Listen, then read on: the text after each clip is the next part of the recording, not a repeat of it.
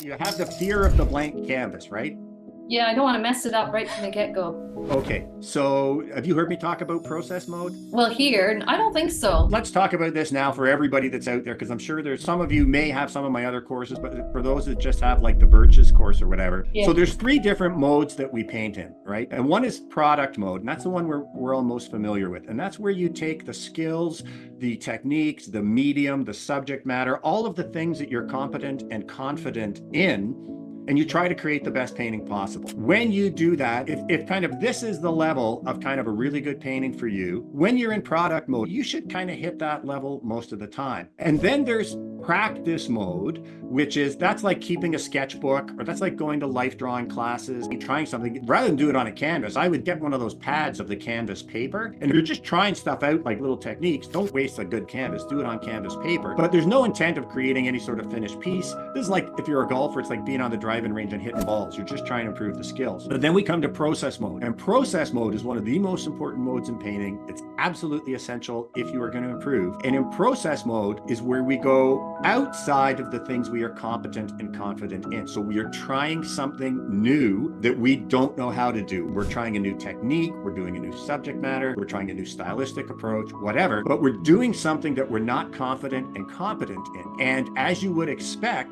there's a much higher percentage of failure rates when we're doing stuff we don't know how to do. And what inevitably happens to artists is they reach a point where they're fairly competent, producing moderately competent little paintings of a specific kind of style and subject. And then they try something else. Oh, that didn't work out nearly as well. So I'm going to come back to my comfort zone. And then they try something else. Oh, that didn't work out nearly as well. And they come back. And what you have to understand is, yes, when you're in process mode, there is a much higher percentage chance that the painting will fail. And that's okay. And that is actually essential to developing as an artist. So you have to realize whenever you say, I'm going to try something, you're in process mode. But the very first thing you need to do is go, okay, I'm in process mode. I give the painting permission to fail. I am just going to go and try this. And if this turns out to be an absolute dog's breakfast, this was a successful painting session because the object is to try. Because here's the other thing about process mode. Process mode is where breakthroughs happen. Process mode is where, if this is the current level of most of your paintings, sometimes in process, you'll get one that's up here. Or you might have the painting fail, but you might go, this little area here, wow, I really love what's going on here. And every time you're in process mode, you're adding to your knowledge, your experience, you're adding new tools to your artistic tool belt of techniques you can use. And you're also learning what not to do next time. Because creating a painting, being able to go in and start and finish every painting and come up with a winner, it's 50% of knowing just what not to do, because it's like, oh yeah, I was here before and I did this and it took it into the ditch. I'm not going to do that. So you should never therefore have a fear of paint. If it's something you're already good at, then you should be reasonably confident that you're going to at least hit your kind of regular level of the painting. But when you're outside of that, and the only reason we have fear of painting is because we're putting product mode expectations, that is creating a good painting. We're putting those expectations on process mode where there should be no expectation. We know that there's a chance it'll be a great painting. We know there's a good likelihood it's not going to be, and that's okay. And that's like the same thing to deal with writer's block, right? People sit in front of a typewriter and they'll sit there for hours because they can't think of anything great to write. Whereas the best writers, they have a daily practice where they commit to writing 10 crappy pages a day, because anyone can go in and write 10 horrible pages. But they know if they do that every day, they're going to get some great pages in there, and they're going to be writing and improving. And so it's the same thing with painting. If you want to get to the good paintings, you got to paint a lot of bad ones. So it's kind of like, well, you may as well get on painting those bad ones as soon as possible. Does that help? That's a very good reminder, because I know when I was sketching more often, the first ones were just wickedly awful, but it does come. Oh, for sure. It's like doing push-ups, right? You only get better by doing it. I mean, you can learn some concepts, you can learn stuff, but it's like doing push-ups, right? You can read about push-ups, you can watch videos about push-ups, you can join a push-up group, but you only get better at push-ups by doing push-ups, and you only get better at painting and drawing and all that by doing it. Now, ideally, you want to do it with some sort of plan where you're not just in there randomly pushing paint around. But the whole reason that people get this fear of the blank canvas, you'll find yourself going a whole week and you're just like afraid to paint, or you get this panic mode when you're thinking about starting a new canvas. Here's what's going on here. Most artists, when they try stuff that they've never done before, they'll have a failure, and then they'll scurry back to their comfort zone, and then they'll decide a little later on, well, maybe I'm going to try something new again, and it doesn't work out, and they scurry back to their comfort zone. But now when they think about trying something new, now they get that fear of failure, and we don't like failing, right? We've been taught that failing is bad.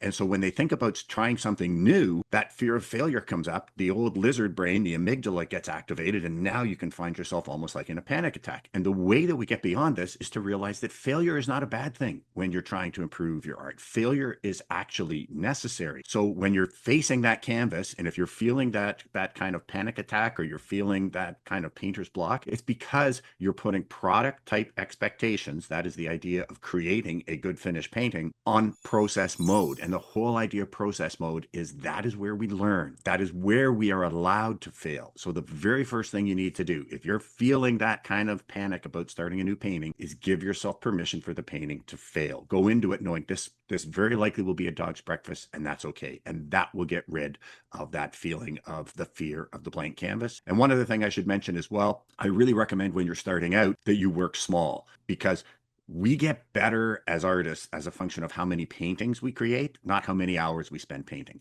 So if you were to spend 3 months on a 3-foot by 4-foot painting, for example, you would learn a little bit. But if in that 3 months you were to do 30 8x10 canvases, you would learn much, much more. Also, when you're working on the small canvases, you're only spending a few bucks per canvas. The materials aren't precious. So you're okay with the idea of it failing. If you've spent $150 on a big canvas, well, now you start getting that kind of product mode expectation on it, because it's like, wow, I don't want to waste $150 that I spent on this piece. So when you're starting out, really focus on doing more small paintings instead of spending your time on one big painting. And just remember, if you're experiencing that kind of fear of failure or that kind of panic of the blank canvas, just really reassess what you're doing here. And I pretty much guarantee you it's because you're going into process mode where you're afraid something won't turn out. And what you need to do is put process mode expectations on that, which is give yourself permission for the painting to fail before you even start. That's a good point. Okay, well, I hope you found this helpful. If you'd like to get on a call with me where I'll answer any of your questions about art or being an artist or critique work, well, all of my courses come with one free live group Zoom call, and we do that every couple months. And you can find all about my online courses in the description below. And if you're interested in an ongoing mentorship with me, well, in my Hungry Artist community, not only do the students get access to all my courses, but I'm on a live Zoom call every week to answer questions, give coaching advice, or critique work. So I hope you found this helpful. I'll see you next time.